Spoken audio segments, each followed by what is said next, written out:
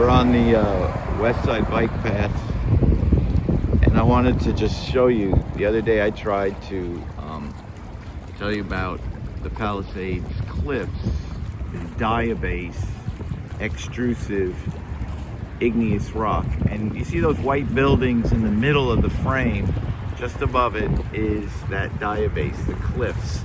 And if we were to run all the way along here, there's a wall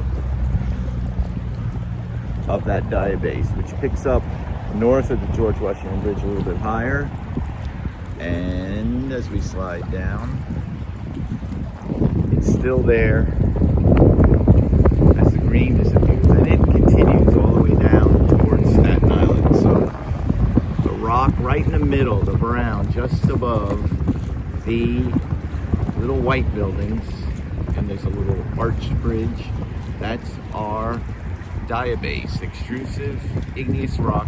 It placed 250 million years ago at the start of the Triassic as Pangaea began to split apart and a new ocean formed between North America, Europe, Africa, the Atlantic. We're on 11th Avenue, about 40th Street, entrance to the Lincoln Tunnel. And this is a really interesting geological site, which you can only see through these terrible little windows. This is bedrock, which is not Manhattan schist. I think it may well be granite that has been scoured by the last glaciation. All of this rounding, and there's depressions in it. And if you look at the far rock formation, looks like a mat sort of trending to the top right. It's all been worn away and weathered really seriously by the last glaciation. And this site, I'm sure, will be built upon. It's one of the last remaining open spaces, and will then not have this to see anymore. Really, it should be preserved as a great monument to the past as we pan over and back up to New York, as somebody thinks it should be. And another view, this time with some grading. Let's see, yeah, there we go. And we can see the glacial impact on this bedrock with a nice Empire State Building in the back. And you can see how so much of, well, not so much, but a lot of the city in this area where there's tunnels and railroad tracks, you're on platforms a lot of the time, you don't even know it. So here's a little bit of the old world of Manhattan, probably soon to disappear.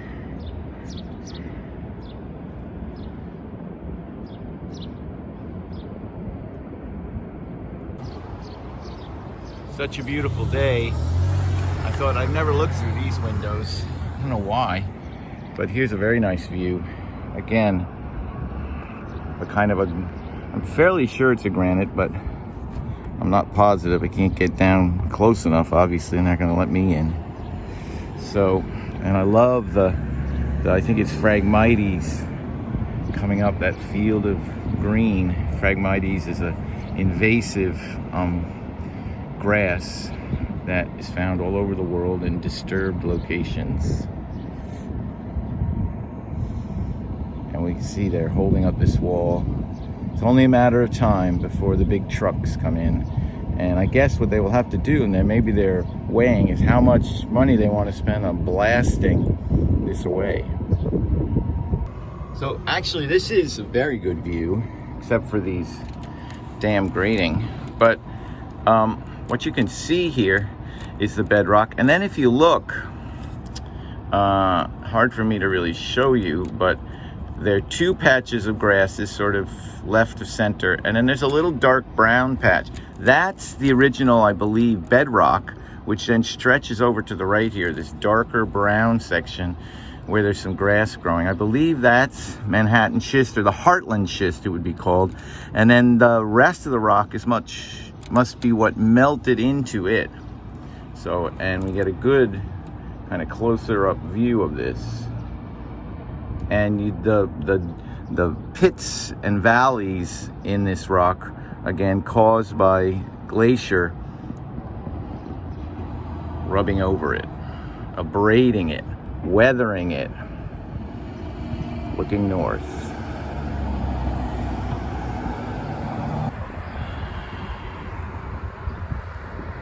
So we get one more view. I think this is going to be the best and most interesting in many ways, because what we can see here now is, if we look right at the base here, just to the left of the fence post is Manhattan, or Heartland, I should say, schist. And then as we go up, there's a little knob of the white rock that has melted through, it looks like to me, the schist. And that would be probably this granite intrusion. And then you see the brown cutting through the middle. And that again is the schist and the granite coming together here on the west side of Manhattan. And I used my zoom, I forgot I had it, and you can see the way this schist has been turned up on its side, and you can see the layering and or foliations, not layering. I keep saying layering for that, but it's the foliations, and then how the light colored meets the brown. And this is when you are intruding into another rock with a melt. So we have here two periods of time represented. Over by that far wall, you can see another kind of a white stripe just to the right of the top of the fence post. That's some more of the Heartland schist. And if we go over to the right here, we can just catch a glimpse of the granite. And these are non-conformities. That's the word I've been searching for to keep the video going. A non-conformity are when there are two rock units, in this case the schist and the granite, that are not concurrent in time. The schist would be older than the granite, because the granite, as I understand it, is melting into the older rock and cooling. So these are discontinuous in time, and this is an important part of our understanding of the history of the Earth. These discontinuities, these unconformities. I keep losing that word, so I'm doing it again, and maybe I'll laugh at it and want to use this. And you can see by the little gravel and New Jersey barriers, that's what they call those cement things with the stripes. You can see with those that somebody's planning to do something down here, but so far the money's not there.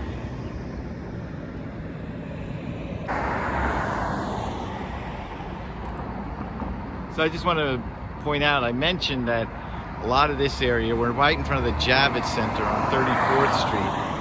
And this little slope up, where that car just drove by, we're on a platform here. And all these new buildings that make up Hudson Yards have very interesting connections to the bedrock below that include platforming the areas where you might enter the building. So you never really are at ground level. Quick stop along the Hudson River bike path to look at the wall that they have here. It's not particularly beautifully done. It's just rectangular stones cut into a crude shape and then placed here, and we can see that we have foliation. We're looking at a metamorphic rock, more than likely a schist, but I don't think it's Manhattan schist. One of the things I note about it is got these lovely green layers, which I don't know what that's from exactly. We can see in here. And I said layers again. Lovely green foliations. And I think I'm looking at little pieces of garnet. right in here, mixed in with the green. And this is the wall that goes all the way down the bike path. I guess